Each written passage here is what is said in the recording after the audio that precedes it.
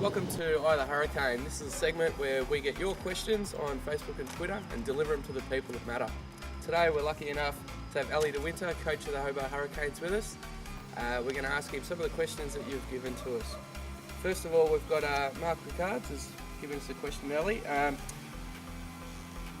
What's the likelihood of Tim Payne being able to play due to his injuries of recent times? Yeah, well, Mark's obviously following the Hurricanes pretty much, and he's obviously been supporter of Payne. He's in a good spot at the moment. The injury that he has won't prohibit him playing for the Hurricanes certainly, and we hope that he's there to lead the team come December. Awesome, because that leads into our next question from Nikhil Kumar, who wants to know who's going to be the standing captain if he's unavailable. Look, we've already nominated Xavier Doherty as our standing captain, so if the need arises, we'll certainly plug him into the hole that Payne leaves behind. Oh, excellent. Dave Armitage has tweeted in and asked tweeted in. Wants to know if Feldman's going to get a fair share of games, and also if he's going to get bumped up the order to bat at maybe 9 or 10. It sounds like a family member there. Yeah, I would have thought so. But, Luke will be one of our really important players. Whether he plays all games or not will depend a lot on conditions where we play. But certainly he'll be a really important player for us, certainly with the new ball. We're yet to make a decision on his batting, how high up the order he'll bat. He might need to take up a discussion with you on that one. I would have thought so. We've also got one in from Eamon Doherty, who's the brother of the X-Man.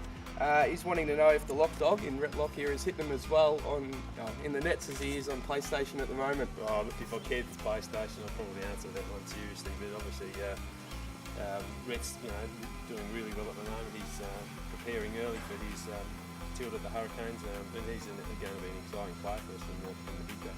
Excellent. We've also got one from Simon Hartgrove.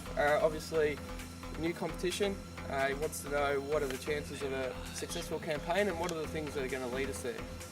Look, I think the way we prepare is going to be really, really important. We've got a really short time frame, only 4 or 5 days with the group together before we head off to Perth for our first game. So the challenge will be to get a good game plan together in the first 3 or 4 days that we're together and make sure that we can execute that. We've got a lot of good players in our team and a lot of experience, so that will be our biggest challenge. Excellent. Timothy Stoneman also put one in and wants to know what the punishment for George Bailey, obviously signed with the Stars and not the Hurricanes for this competition. George Bailey's punishment will be having to wear a lime down uniform. It won't go very well on television with his pasty white complexion. Don't think the hair would work too well either. His ginger hair will not come up too well on TV, so that will be his punishment, as well as not playing in a successful team. Definitely, I'll second that. Prakriti Bhatt's actually come in and said, who's the most annoying and the funniest player that the Hobart Hurricanes will have this year?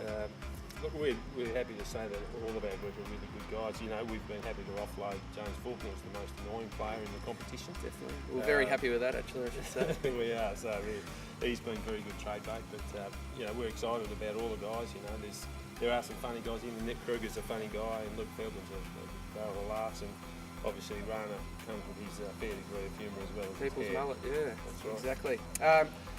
So obviously Prakriti's also tweeted or Facebooked in and asked if I could go around and find out what type of movies and favourite songs we have for people. So what do you have for me there? My favourite movie is probably Pulp Fiction.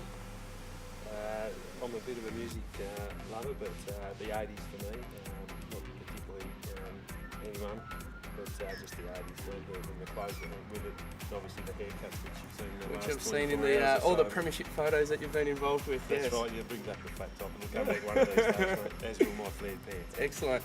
Well, make sure you get on and Twitter in and Facebook in all your questions, because I'll be out to try and get those answers for you. Obviously, we could have Tim Payne, we could have Xavier Doherty in the next few weeks, so make sure you get involved.